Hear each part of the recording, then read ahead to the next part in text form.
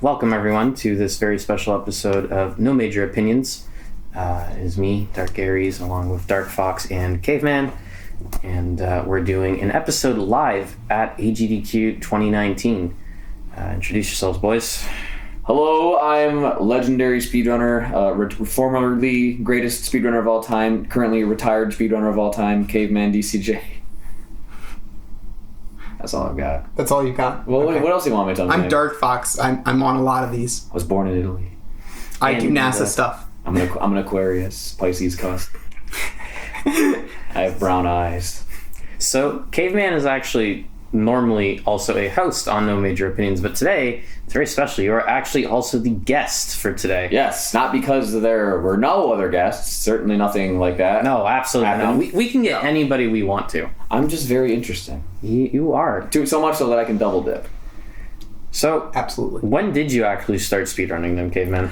I started speedrunning, I want to say, seriously in 2013. I feel like that's very common with this group here. 2012 or 2013. I would have to look it up, because there was definitely, there was runs I was doing. I was playing Ape Escape and Ratchet and Clank, just oh hey, little speedrun things. I was already part of the PlayStation Nation. Yeah. Well, I just became bankrupt via going to a private school, so I wasn't doing anything. So I figured speedrunning, and I found speedrunning through, I want to say something off of Let's Plays, but I don't know if that's correct. But I was watching speedruns on Ustream, pre-Justin TV, pre-Twitch, and eventually the Games Done Quick Marathon started happening, and I was watching those. And I specifically remember watching a Ratchet and Clank speedrun, a New Game Plus speedrun, that was so completely horrible that I started speedrunning and streaming seriously, because I knew that I could do unfathomably times better. And that was a GDQ run too, so it was a really horrible. And every Ratchet and Clank runner, which I'm not anymore, just to be clear, every rack runner will say oh, the legendary GDQ whatever year run that was the start of it all. That was not because it was good, but because it was awful. And you were just I can do it better. There wasn't even I could probably do that better. I was I can do that better. I feel like that's actually... without practice, I could be on that couch and I'd be playing better. I feel like that's actually super common when you get back into the SDA kind of times, where it's a run gets posted and then someone's like, oh wait, hold on, I've been doing this a lot better than this person here. Yeah, I definitely say I come sort of at the tail end of the SDA era. I feel like that's... I don't know about Dark Fox, but that's definitely myself as well. I kind of came in maybe the last year or two, it was still actively used, and then it just died off once GDQ stopped using it. Yeah. I mean, I never really actively posted on SDA. Neither did I. Yeah, neither did I. I was just I was keeping up with the time. Yes. Right. And I remember watching the Speed Gamers. Yep. And Something Awful Let's Plays and things like that. But I didn't actually actively participate in the community until 2015, 2014. Yeah. I believe. Sometime in that time range. So a little bit after you guys. Yeah. Basically. And I get into that because of there was a game that I liked, and then I found speedruns of it, and I was like, oh, this is cool. I like this. Let me talk to these people. There you go. Yeah.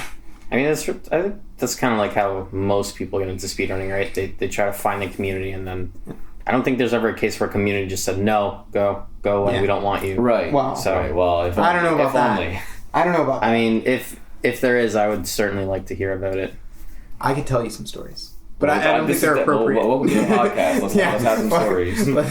To story time. I don't think they're appropriate, but... But also, I notice on you, Caveman, I don't have mine, and Dark Fox doesn't have his either, but you have a volunteer badge at GDQ. Yes, I do. So, how long have you actually been volunteering at GDQ? I started volunteering relatively recently. Basically, back as soon as I started getting into audio and video production. Yeah. I didn't have any tool sets, and I was mostly focused. I wasn't doing anything, so I was mostly focused on being a runner, because I had being a good speedrunner amounts of free time. So, I've been coming to these since SGDQ 2014. but I haven't started actively as I was coming as a runner. Yes. Only. And I recently started volunteering. I want to say this is my fourth time. So yeah, about 2 years worth then. 2 years worth of events, volunteering. Yeah. But I mean, like, I couldn't imagine coming here and not volunteering. Like, even if I had the runner volunteer badge, you got Thrall on it this year. I want that. Yes. I want that elite badge. And when you got one. started off volunteering, what did you start off with volunteering? Alright, so I started off volunteering, like, I'm an audio engineer, but I started off volunteering for Sgdq. Yes. That is not a position that offers, like, Sgdq has power up. They don't need audio engineers. Yes, at the Sgdq. Whether or not they need audio engineers, they don't accept audio engineers. Yeah, because when you have the power up audio guys, you really don't need anybody else because those guys are pretty They know what they're top-notch. doing. Yes. Yeah. So I started volunteering my first position was stream tech, which is a brain dead job. I can confirm it's a very brain dead job. It's a job that needs to be done, and it's a job that needs a person to do it. But it's a pretty easy job, which made it a good job to sort of get your feet wet into like it's a good stepping stone to volunteer for what you really want, just so you like get the people, get like the Games Done Quick people, like the staff, to know that you're not gonna screw everything up. I mean, I've been friends with them. Like, I made sure to meet, like, for my first GDQ, I was Mr. Handshake. Like, I kind of knew who everyone was from watching. Yeah. So I met all, like, the old boys. I met all the staff. I met all. So like, you the took the opportunity as a very networking opportunity to meet the people you've been reading about and to kind of get to know them. And at the everything time, like it that. wasn't even that. It was just I want to meet the people I recognize. Yeah. And who I enjoy watching. Like, I wanted to meet the people who I associated. Like, they are Games Done Quick. Yes. I wanted to meet them because I wanted to be. I didn't even want to be in that inner circle. I mean, I ended up being in that circle, but it just kind of happened organically. It wasn't like some like, oh, I'm gonna go to Sgdq. I'm gonna tell someone to be quiet, and I'm gonna be a partner. That didn't happen. That was not your master plan. No. I just wanted friends. I just wanted to be a cool guy. Right. And then now you mentioned that since you are an audio engineer, you actually have audio shifts at GDQ this year. Yeah. And I really like them. They definitely trust me. I've had 3, and I'm gonna have 4 pretty important audio shifts. So I opened the marathon, which doesn't get more important than that because we have to what's going on with our new stuff? First impressions at the event is a very important thing. Yeah. I had Castlevania block, which not a lot of people would think of as an important thing, but like Castlevania is like a pretty legacy thing, especially because like Soten and like stuff like that. So Soten's like a staple. Yeah, I'd consider that an important block. I had the beginning of Awful block, tail end of Mega Man, beginning of Awful, so that is pretty good. I mean, they probably knew I was going to be awake for that anyway. Yeah. But I do consider Awful block to be a big deal, even if it's like meme block. Right. Yeah. And the first game I mixed had no music, so I mean, whatever. There you go. And then I have, I believe, the second to last closing shift. So how does mixing it like GDQ compare then to your regular day job as an audio engineer? It's not even close to similar because there's not a lot of drum kits or guitars or guitar amps I have to mic. But I would say that like the experience that I get from doing what I do, just kind of trying to learn the craft, really like directly translates. For example, like I started mixing on the same board that GDQ uses. Yeah. So I was immediately familiar with it. Now they do some like witchcraft that I'm not familiar with, like as far as the routing goes. I can't tell you about that legally. Of course. I don't know if I could tell you about it professionally either, to be honest. But as far as mixing goes, it's pretty simple. You just kind of the one thing is like now we don't have to mix the interviews at the same time as we mix the runs. Yeah. The first time I did this, it was like I actually liked it because it was really frantic and you had to be like, oh god, I have to mix 8 different mixes at once because every different headset has its own mix and the stream has its own mix and those are all relatively different between like what you mix, like what the master is. So it's great that I don't have to worry about the interview station anymore. See, I feel like that's kind of similar to myself as well. The fun days at my job as well as a AV tech is when I get to do kind of those frantic things like, okay, there's going to be like a video here and then all of a sudden all the mics are swapping around because we're doing this. And right after we're switching to this, it keeps the brain going kind of, I think, instead of monotonous, just like, all right, I got fader up. All right, fader down. and fade her up. Yep. It gets monotonous. Yeah, and like a lot of the times, I usually don't like when I'm mixing IRL, like for bands. Yeah. There's rarely a point where I'm like, the mix is done. Mm-hmm. But at GDQs, you get to that point within the first couple minutes of a run, because we have a lot of, I'm gonna say, aids to ensure that we have a consistent audio level. Right. It's actually we got some new stuff that I'm not gonna tell you about, but it's, if you want to find out, just sign up for audio shifts. But it's the workflow is really foolproof now. Right. There's still a couple things that need to get improved on for later events, but I would say it is really smooth. You can get on from some guy, like going from shift to shift. It's really easy to immediately sit down and have everything going the way you want it to be going. It's not like a hassle. And I mean, that's really key when it comes to productions, because that is really what it is when you kind of get at it. It's a massive production, and the more you can simplify it, the better things can be. Like you said, there's always things that have to get improved. I mean, even with NASA and ESA and everything like that, everyone's always looking to improvement. But the fact that it's at like a comfortable level, I think, is always a good thing. Yeah, I mean, people like to shit on GDQ for like their production quality and stuff, but honestly, they're what they do is really impressive. And they're doing the best they can with like what they got. Like, right. Sure, they could have some more, but they don't. And what they do better than similar like setups, in my opinion. What I've been told, and I think a lot of people follow, is that you kind of just hope for 90 to 95%, and then the last 5% people don't really notice. Yeah. There's things that, for example, you'll notice, I'll notice, Dark Fox will notice looking at a stream, and we'll be like, okay, that's kind of wrong. But then there's people who have like motion interpolation on their flat screen TVs, and they're like, I don't see anything wrong with this. But all of their movies look like a soap opera, and they just don't see the difference. Like the one thing is, every time they get something new, right, they don't realize that they need other things to improve. So like the stage lighting. Yes. Once Angel started becoming involved, he's a photographer. Yes. He's a military photographer actually, but he was like, okay, he was like Mr. Lighting. He's like, I need all the lighting to be good. And what that problem led to for one marathon we didn't anticipate was we're a bunch of greasy nerds. Yes. So now there's a makeup volunteer Yes. position, and that's really important. So now everyone looks really pretty and not gross, and like, yes, they didn't jump out of a vat of oil. Super important. But I mean, that's just always what happens, right? You get one thing. You get one thing, and then you don't realize the 5 other things you need. Exactly. Mm-hmm. When you're doing stream tech, so Yes. what's that like? Like Caveman said, it's very monotonous. I mean, It's like watching a lot of speedruns. there's honestly, it's not a lot of work to do. I cropped a game, and that was it. I hit transition a couple times, and it's very mind-numbing work, which for somebody like me who's used to running a whole event by themselves, everywhere from the video mix to the audio mix to just literally everything as a one-man exactly. crew. You're gonna feel like it's beneath you. It kind of does feel like that. If I was to volunteer again and I was stuck on Stream Tech again, I would probably just decline flat out, because it is, frankly, for myself, fairly boring. Yeah. But if I got, for example, an audio shift, which I don't know if I'd actually want to do because I'm a video guy, like I could probably do it, but that's just not my thing.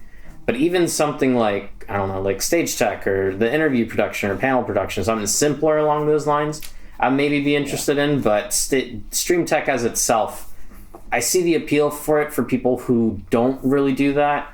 I'm just in a really weird position where I just run whole marathons by myself at a time until I go to sleep, and then somebody like those crazy guys who's behind the camera does like a night shift. Yeah. So I did panels at Sgdq. That was a pretty boring job. how was that? Because the panels from that event were the panels from that event quality-wise were interesting. There's not a lot of video production considerations. Right. There's not really a lot of production considerations made during. I mean, you can just look at them, right? Yes. You can look at them, you can listen to them, and you can say, well, this is clearly a side thing. Right. And I think that's okay. It's okay for it to be a side thing. I think it's but also I feel like okay. I feel like they could use another camera or something. Oh no, for sure. I mean, it was also their first year they did it. Yeah. Which is, this year, I think the panels are way better, especially considering both of us had The panels. location's better, It was too. in the hotel's amphitheater. There's some nice colored drape, which I fixed before my panel. I think it was still fixed during your panel. Yep. Yeah, so that was... Previously, I'm just like, it continues to grow, and I'm like, this is killing me on the inside. But, yeah, and they have a pretty decent mixer in there as well. Mm-hmm. And the lighting is not as, like, washed out, I think, or maybe that was a camera setting. But yeah, I think this event's panels should be more quality. I think less of an afterthought. Yeah, and I hope to see that they are, because it'd be nice. I mean, there's some cool panels, like the Old Boy Sgdq panel. Right. Is a really good listen to if you're interested in old stories and how it started, how it grew out of Mikeyama's basement, that kind of stuff, which I'm pretty interested in knowing.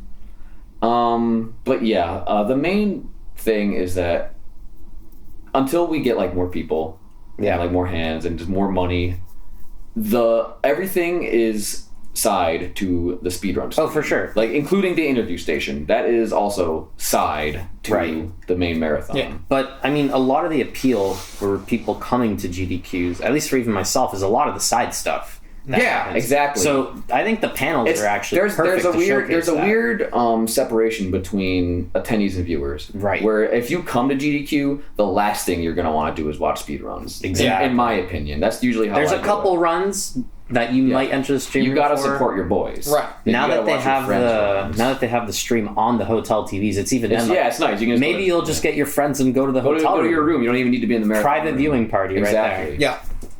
But you had the game musical trivia stuff in the panel that was literally today. Yeah. Big John had the Wheel of Fortune. No, not Wheel of Fortune. Price is Right. And I think showcasing stuff like that shows people who are only viewers more of what happens at GDQ. Exactly. Which is good to have a request. You're right. It's good to have those kind of things recorded. When the Evil Zone tournament, there was a recording setup I saw for that. Yes, there was. That was our personal recording setup. Posting that stuff. The NES Tetris tournament that I ran also had a recording setup going on. I know that there's going to be other puzzle tournaments that I'm going to be here to also do recording setups on.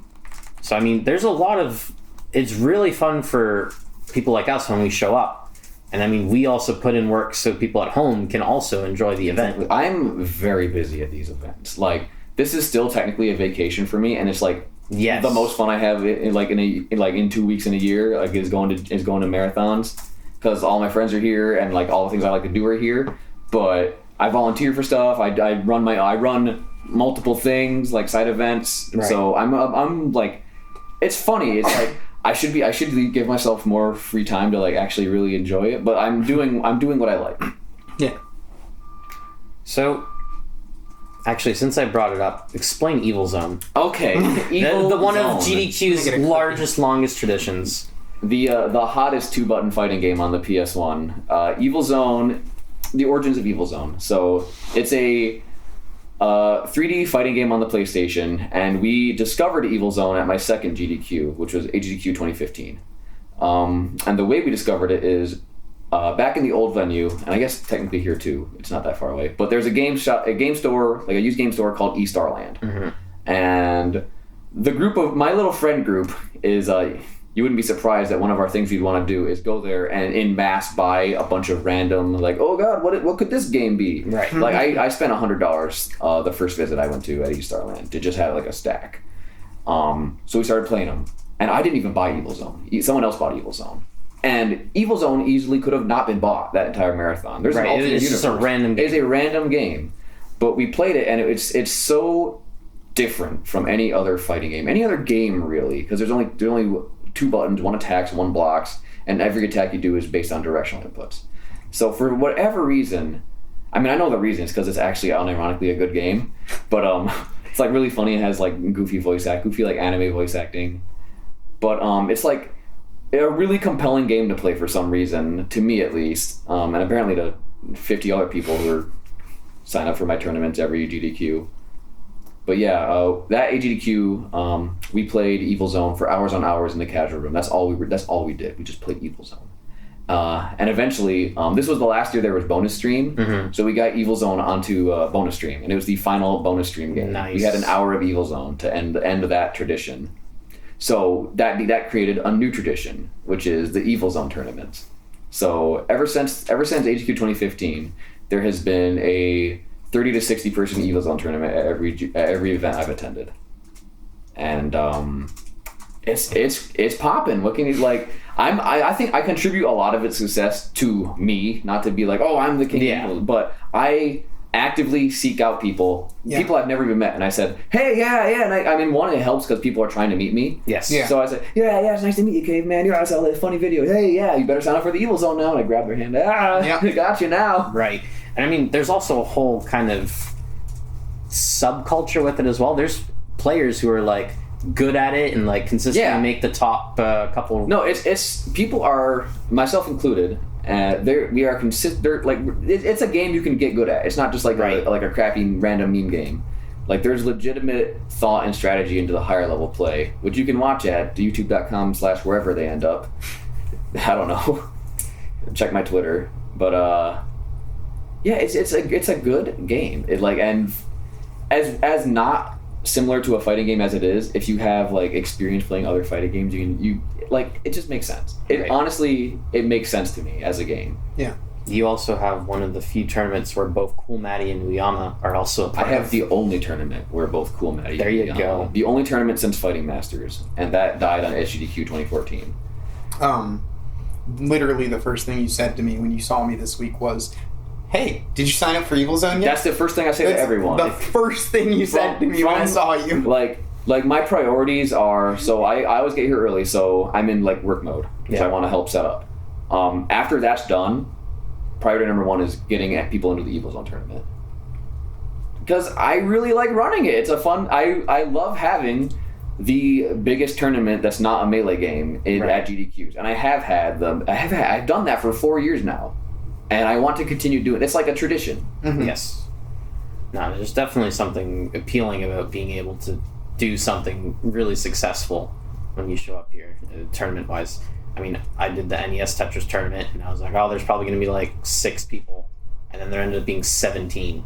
And I was like, that's pretty awesome. I did not expect that, but there's like, 2,000 people registered here? Yep. You're going to find people who are just like, oh, wait, you're into that? That's so cool. So am I. Mm-hmm. And there's so much stuff that happens around here. Not really for Evil Zone, though.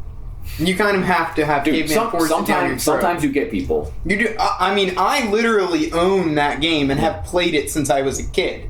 Like, I literally had it when I was a kid. I didn't, like, play it and, like, get good at it or anything, but, like, I've periodically thrown that in and been like, what the fuck is this shit? Last SGDQ, someone who was coming as an attendee to a GDQ for the first time, he had no idea that there was, like, the traditional Evil Zone tournament. I got him into signing. He's like, really? I love Evil Zone. And he came in second. He was a monster. He played. So what's weird is, since I'm like the main guy with Evil Zone, everyone plays the way that I taught them how to play. Yes. Like I mean, I think it's the best way to play. But this guy, he had a different way to play. He wasn't following the books. Like he came from like a rival school of Evil Zone, and it was really fun. I think I even know who you're talking about, or at least I think I know.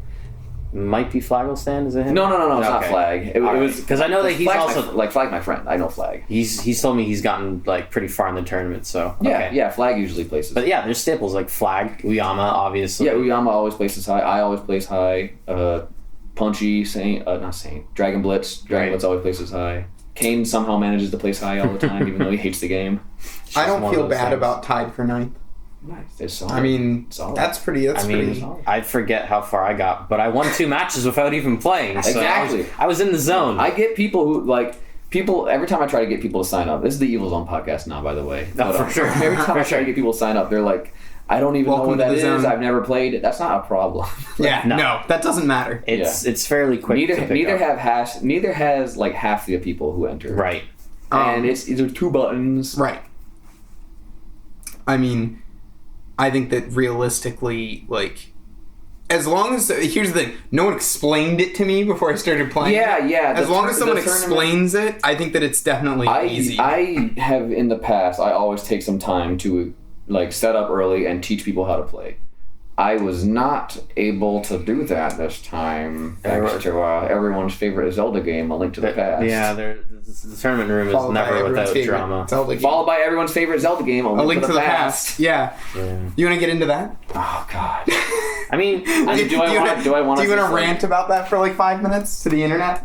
Really tell them how you feel?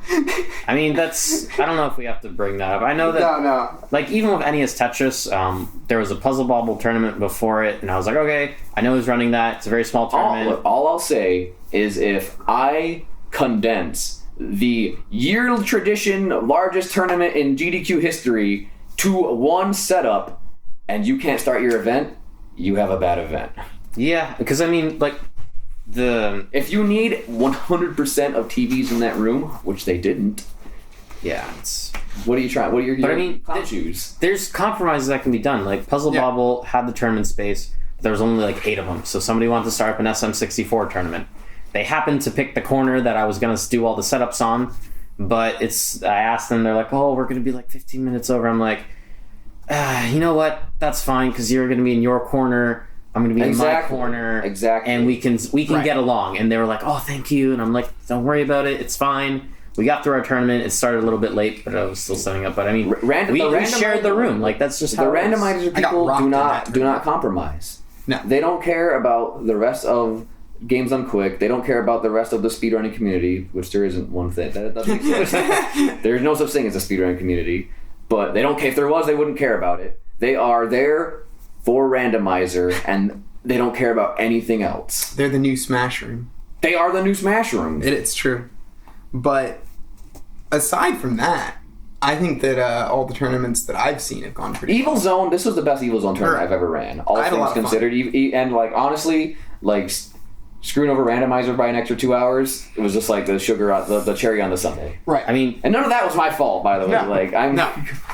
But even then, like, I think the tournament room this year is pretty awesome because they have the whole projector setup going. Yeah. That brings a little bit of hype when you can, like, everyone can see it, like, oh, that's the match going on. Yeah, that's really nice. I think that helped Evil Zone a lot. I think the projector was really nice. Yes. Oh, yeah. I think a lot of, like, honestly, the big scheduling conflict was just World 9 not knowing that Evil Zone was the biggest tournament. Even after I told them, I was like, you do know that Evil Zone's the biggest tournament. And they were like, ha! Smash Brothers. I'm like, that's got its own room, my guy. Yeah, that's not part of the tournament room. Yeah.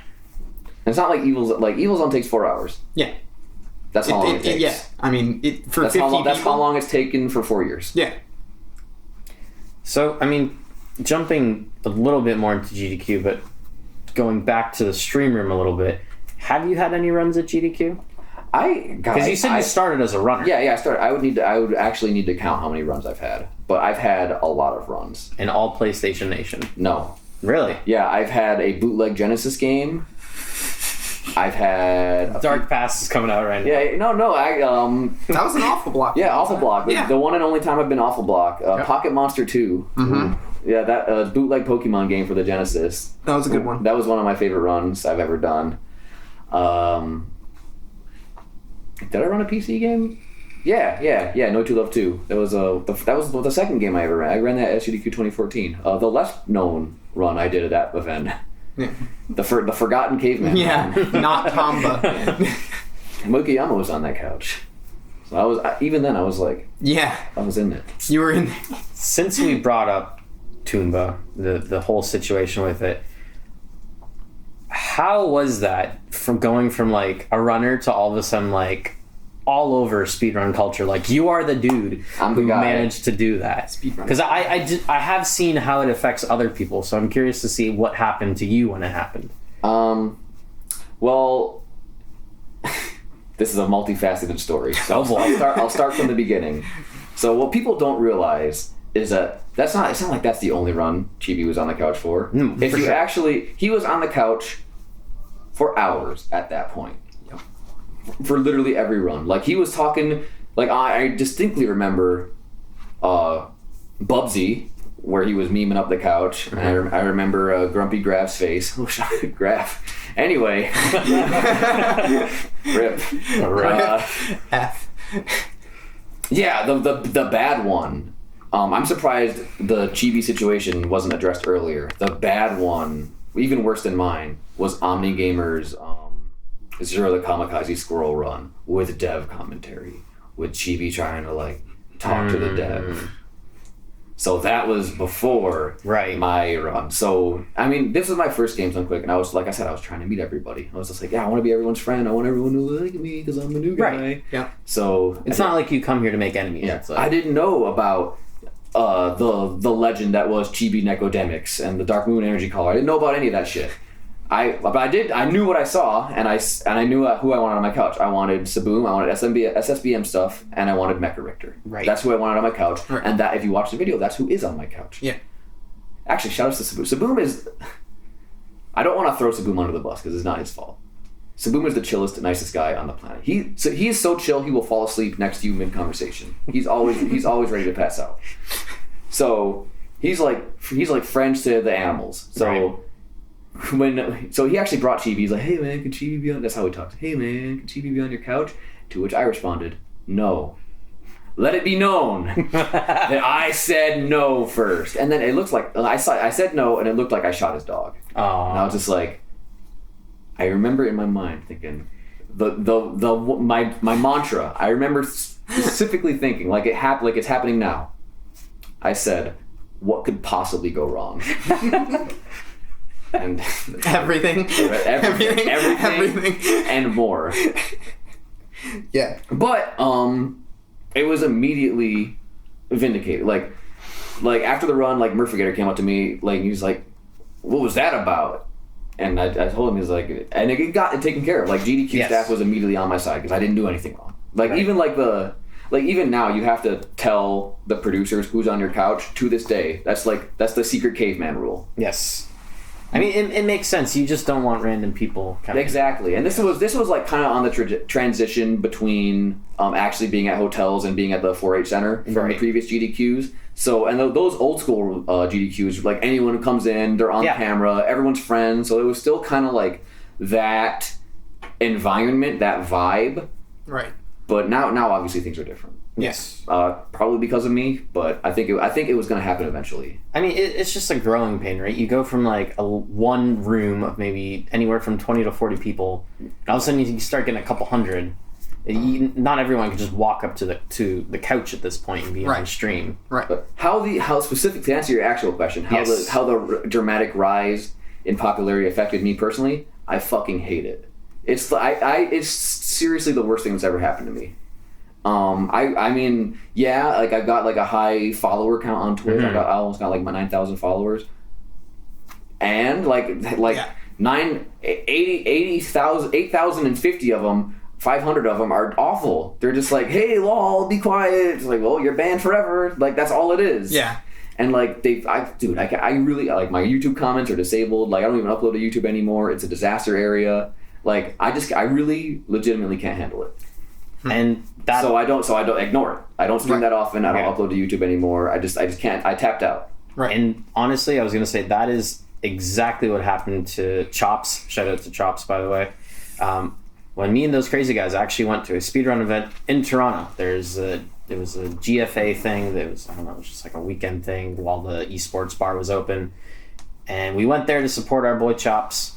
And while we're waiting for his run, there's random people who go up to him and like, oh my god, you're the guy. Like, is it a glitch or is it not a glitch? And he's just like, I really, like, can you?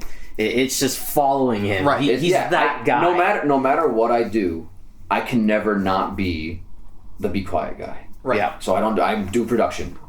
Yeah. You are not on screen. Nobody.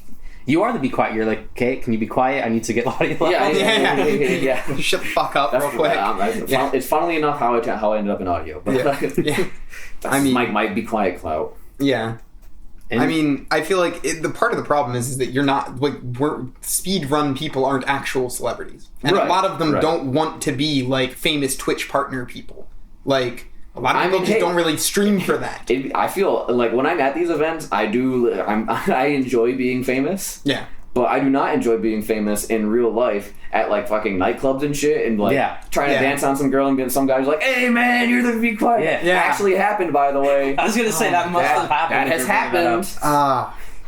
That's horrible. Because I mean, think about it. How many people watched GDQ at that point in time? It wasn't as much as now. No, but it was still a lot. like 100,000. Yeah. Easy. So, I bet like, Bonesaw gets that too. I bet there's for sure. anyone that's had one of those. Have you seen Bonesaw lately? Right, exactly. I think anyone who's had one of those moments at GDQ probably just fucking hates Dude, I don't know, their online life. I don't know what it is about speedrun drama specifically. That shit stays forever. Oh, yes. And it's like, there's people, that's all they do. Like, Yeah, that's their There shit, actually is is, speedrun drama. I feel like with that, it's just the person's life is so uninteresting, and they're so ingrained in the culture. Whenever there's like a speck of drama, it's that dopamine hit of like, oh, there's something going on, and I get to learn everything about it. Yeah. And this affects people like I follow and know. It's why tabloids kind of work, right? Because they're famous celebrities, and it's like, oh, well, Brad Pitt took a shit in the park, and it's like, oh my god, I gotta know how this happened. You're going for the lowest common denominator to some extent there.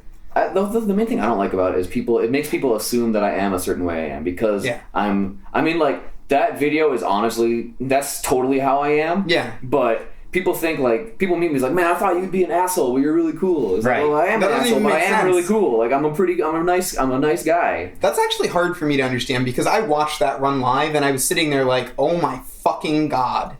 Like, and when you told them to be quiet, I was like, You needed thank to you. be. Thank you. For That's what God's sake. That's what we were thinking. Like, that's the thing. Like, I don't even understand why someone would even begin to think that you were an asshole I'm from still that here. interaction. I'm still here. Right. I've got this. History is on my side. It's just so weird. The thing is, I think there's a difference in perception with people who There are definitely is. at the event and when something happens in the room, and then there's also the viewers. Like those videos still those are multi-million view videos. Yeah, for they're sure. active. They're never not active. Every day they get hundreds of views by people who have no context of what else is going on. Right, what happened before you told him But to I mean, shut the fuck up. Even jumping back to Bonesaw, for example, with the infamous the Owen Jack Wilson and stuff. Daxter run. Yeah. The people in the room are like, "This is old. I dislike this. This is boring." I did- but everyone viewing watching it it, outside of the Yeah. room absolutely I loved watched it. that run with my main man Tony Ogbot, and I was like, "This run is an embarrassment. This run is was a non-practice run because Right. Bonesaw was in Japan at the time. Yeah. He was doing, let's be honest, things that were more important probably to him Yes. than speedrunning Jack and Daxter, and he's figured his personality can carry him through the run. Right. And in any other situation, he'd be correct. But that run specifically went viral. Yep. Yep. Now, I mean, as an outside viewer, like, I watched it at home. I thought it was funny. Yeah. Like, I laughed at it because, like, from my perspective, it was just because it was such an inappropriate thing that it was funny. Yeah. You know what I mean? Like, it was like, this is really happening right now on the GDQ stream. I mean, That's I'm funny. definitely Grumpy Caveman. So Yeah. like, And the thing is, that's what people now know him for. It's not like, oh, Right, this is yeah, the guy who used to play Luigi. regardless of whatever else Yeah. he used You know to what? do. You know what I remember Bonesaw for? To earn.com dance. No, actually, I remember him for the way that I was introduced to Bonesaw was his run of that one Duke Nukem game. Where Yeah. you're like, where you're doing Yeah. the like, where it's like the 2D Duke Nukem 1, I think, yeah. Yeah, like I remember watching him do that speed run. It probably would have been SGDQ 14, I think. Yes. Because Yes. I believe It that was. Yeah. So that happened at the exact same marathon. I love that run. Dude, I thought he funny gave story. quality You- commentary. you- Like, it was just a really good run. You know what I mean? You want to know how I met Bonesaw? Remember that awful Ratchet and Clank run I was talking about? Yeah. We both we both started running Ratchet and Clank in response to that. In response to that, Yeah. I've actually, funnily enough, always wanted to learn Ratchet and Clank 2. 2 any% is fire. No one runs it. I think it's the best any%. I literally have bought a like black box copy of the game to start learning it, but I never have the time to do it. I don't know if do you need black box. No, I don't. Yeah. Actually, yeah, I think you do. The greatest hits version's patched, I think. Oh, that's weird because like Ratchet and Clank 1, for whatever reason, the later the version, the more broken. The it is. more broken it is. Which led That's to funny. PAL PS3 being the fastest Oh, category. boy. Wow. Specifically. Wow. That's interesting. That's It's funny. the most recent I mean, one. I don't know if anything's changed in the last like couple of years, but like I bought a copy of it like 3 or 4 years ago. 2 New Game Plus is a big meme, Yeah. but 2 any% I think is still. It's still close to how what the tech was, like the old school Ratchet tech when I ran it, which is what I enjoyed. Yeah. 3, which was in this marathon, 3 any% is pretty wacky. It's 3 any percent is like why like New Game Plus is obviously better. 3 Ratchet and Clank 2 3 New Game Plus, I think is one of the best PS2 speedruns. Period. Okay. You heard it here. It requires a lot of dexterity. Yeah, I can definitely see that. Yeah. Like, because I've seen a lot of the skips and they look annoying. Just the movement. Yeah. Moving in Ratchet and Clank 3 is a battle in and of itself. I don't like Ratchet and Clank 3. I like 2 better. 2's a better game. 2's my favorite Ratchet and Clank same. game. I actually really like the new one. I was tempted to pick that one up too. I've only played the PS2 games. Yeah. But Deadlocked. Oof. that's an interesting game. Very interesting, honestly. It's just weird. They took because there's a mode like that in Ratchet and Clank 3. Yeah, no, where you can do the multiplayer. Oh, yeah, there is, and people actually like played that a lot. Yeah, I played it online. There's a lot of like secret speed tech that was discovered initially in like the multiplayer. That doesn't surprise me. That we rediscovered. That's awesome. But yeah, Ratchet and Clank was the first game that I really started heavily speedrunning, and consequentially, it was the first game I got burnt out on because when I started speedrunning, I was going for the perfect run every attempt. And that was still during the SDA era, right? Yeah, so yeah. Like I wanted to submit. Run. Exactly. I have runs on SDA to this day. Yes. Yeah. None of them are Ratchet and Clank. I think maybe there's one. Well, I don't know. If it's still there. I don't know. Yeah. But in general, I feel like, to get back to the main topic we were talking about, if you have a moment like that at a GDQ, like, the community just doesn't let you, like, continue living your life like normally. I don't even think if it's like the community. It's not. There is the people who show up here. Like, there is no at least the speedrunners. speedrunners, the people who also speedrun. Yeah, they're like, I feel, understanding. If of you the look situation. like maybe like I actually had like a epiphany, like a eureka moment. Yes, because I've been saying there is no speedrunning community forever because it's just a bunch of clicks. But I've never had that actually proven to me when I accompanied a lady friend to an Ocarina of Time runners gathering. Yes. And I didn't know who the hell anyone was. I could not recognize a single person there. And people were talking about, like, this guy, they knew everything about this motherfucker. Right. They knew who his friends were. They know what his time was, what category he plays. They know what kind of fucking cologne he wears. Yeah. What? He's never had a run at a GDQ. Like, stuff like that. He's like, yeah, he's this and MST or whatever. Yeah. I mean, that's... I don't know if that necessarily means there is no community, though. Just because the community is so fucking big. Yeah, I think that's far more accurate. The speedrunning community. Yeah, there's individual speedrunners communities. That makes sense. Yeah, okay. When you explain it that way, I understand exactly what you're saying, yeah. I mean, I think I don't know what... I mean, I'm like pretty neutral. Yeah.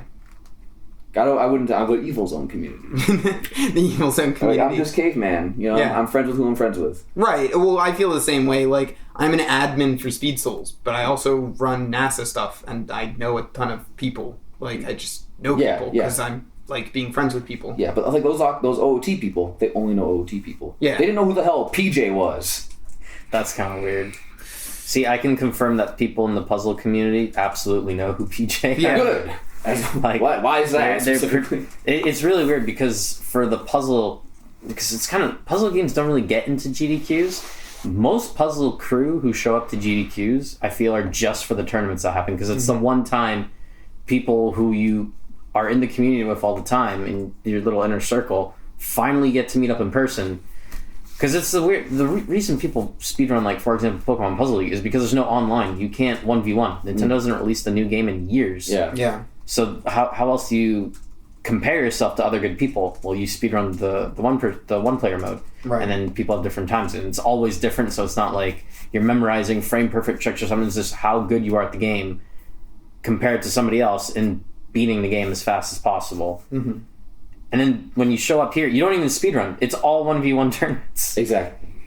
Now, I mean, I guess a lot of it is it's just like what I associate with as, speedrunning and as, like, games done quick with what other people. Like, I associate it with, like, I remember watching Awful Block and stuff like that. Yes. I remember watching Feasel play Deadly Towers. And I remember watching, like, Peaches play System Shock 2 with, like, Biotics and stuff like that. Like, I remember, like, these old school... I remember Romscout beating Raina Soten in a Symphony of the Night race when Romscout had only learned the game that day. Like, I remember that.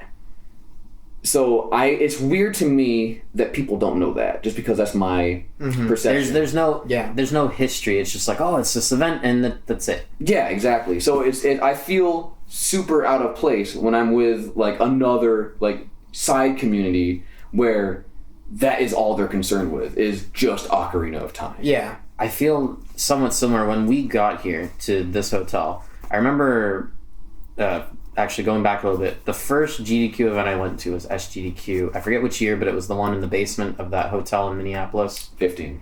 I like that one. It was pretty good. But I remember going there and I'm like, there's so many people that I recognize as like, oh, that's Caveman. Oh, that's Trihex. Or that's Golden. There's people that I like peek into their streams now and then I see the names in chat and I'm like, these are people I know. I showed up this year to this GDQ and I'm like, I don't recognize a single person here. Exactly. Yep. And it's not like I haven't been in speedrunning, like I'm new to it. I know people like you. I know like other old boys, quote unquote, but I don't recognize anybody new. Yeah. Like I looked at the schedule for this GDQ, and there were runs that I was interested in and stuff. But I didn't recognize any of the runs. There are games. Like there are games that I have speed ran in this marathon, and you don't know who the fuck. I don't know who the runner was. Yeah. It's crazy. Right, like the Dark Souls runner. I mean, honestly, a lot of that is me not giving a shit. Yeah. But still, the Dark Souls runner, Spacey one. I know he's actually active in the community, but like, there's so many people in the Souls community. Even though I'm like an admin, even though you're an admin, you quote have no unquote idea admin. I've never met him. I don't think I've ever talked to. You know what I mean? Like, then you get into that, which is like, there's communities that are so fucking big that you don't even know everyone in your own community anymore. Like, Ocarina of Time is probably a decent example, except those people are obsessive. Yeah. So dude, they do. Let me tell you about Ocarina of Time charades. That's some goofy shit if you're outside of the Ocarina of Time community. Right. What is Ocarina of Time charades? Because I saw it and I was not entirely sure if it's what I think I understand the concept. I actually really liked watching it because one, I'm old boy enough that I actually watched a bunch of like bingos and stuff. Yes, bingos were great, comfy times at night. So it's you got charades cards, yes, and you have like the basic cards like, oh, this is just about the game, like anyone could get this one. But then there's like these are like speedrun tricks. So you would have to, like, everyone knows how janky OOT's movement is, like side dop, side roll, back roll, like sword swing, like here comes like the river super slide or whatever.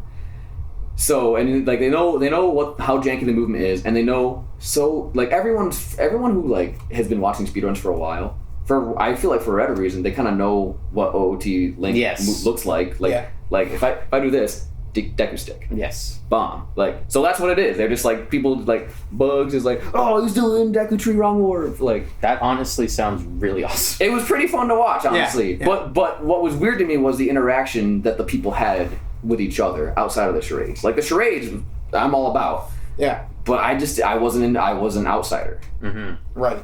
You can just walk up and be like, hey, what's going on, guys? They were like, I don't think they know who the hell I was. And that's what's going on? But like, I mean, I don't know. I guess I feel like it's different, you know, for people who have been to smaller events because it's gotten bigger. I mean, like when I went last time, it was 15, and that was 900 people. Yeah. I think 900 people, which is, it's not, you know, that's not a small amount of people. No, that's the amount of people gone. Like, I came at just about the last of. I started coming at the exact moment where it became impossible to know everyone who was there. Yeah. And like, so like for me, as someone who, you know, goes to NASA, organizes NASA, does all our online marathon stuff like that, you know, I know all those people. Yeah. Like, I'm still in that old boy, like, Sgdq mode or AGDQ mode. I feel like a lot of people who say, like, oh, GDQ's too big or whatever, like, GDQ's not comfy anymore. They miss not knowing everyone. Right. Yes. They miss not being able to just walk into a room, walk over to some people doing something and be like, what are you doing? And just talking to them because they've met you, you've been introduced, so it's not weird. See, I feel that niche is kind of being filled though, because I don't know how it is in the rest of the states, but in Ontario and Quebec, there are more local speedrun events that happen. Exactly. Like the one that, Rochester. In Rochester there's one. There's GFA. No Reset does their own stuff too, and I mean there's NASA. And there's NASA, and it's smaller in size, but because they kind of happen on a more consistent basis, those smaller ones, because they'll do one like maybe 3 times a year because it's only 10-15 people, you get that same feel of, oh, well, I know everyone there. Back in the day at the 4-H center. Kind of Right. feel. Yeah, Right. But the thing is, nobody knows about it. Exactly. Yeah. And that's the thing. And I mean, It's kind of the positive of something Yeah, it's kind like of that positive, to some but- extent. to some extent, but it's also those same people. The same people are also like, damn it, there's no speedrunning events after GDQ, and it's like, what? Yeah. Yeah. It's impossible to book something without overlapping because there's so many events that happen, There are. like online or on site. It's crazy, but nobody follows it because it's not the main thing, quote unquote. Reminder to check Hararo, as Lurk said. As the Lurk said at the end of his run. Famous last words. Oh man, that wasn't. I need to still Shit's rewatch poppin', the yo. VOD. When he did swear, I'm pretty sure all of us kind of like, wait, okay, because it's When he said shitter the first time, Yeah, I was like, yeah. oh, and then when he said, but when he did it the second time, I was, oh, yeah, okay, Because I swear, like I said, I told you guys, I had my sunglasses on because it's ridiculous. It's way too bright on this stage. They're overdoing the lights, personally, in my opinion. Yeah, I could. But that's fair. That's kind of a personal choice. Like they like if I'm looking at the stream right now, it's very white. I wouldn't like that. I'd want it to be a warmer color. You know, that's Right. personal choice. They're just though. using like how about some nice ambers? right. Ambers. Are Yeah. good. But like. But that's us. That's not Right. We're production people. Like, Exactly. we fucking know what's going right. on. So, but like when you look at it though, right? Like I'm sitting up there on stage, I've got my glasses on, and I'm like, he says shitter, and I'm like, with my sunglasses, I'm like glancing over at Uyama because Uyama is sitting there at the host station, and I'm just like, and Uyama's just sitting there, whatever. And I'm like, okay, I guess we're all right then. Remains to be seen. Yeah. All right, it looks like the batteries on stuff are almost dying. So, Caveman, do you have any last words?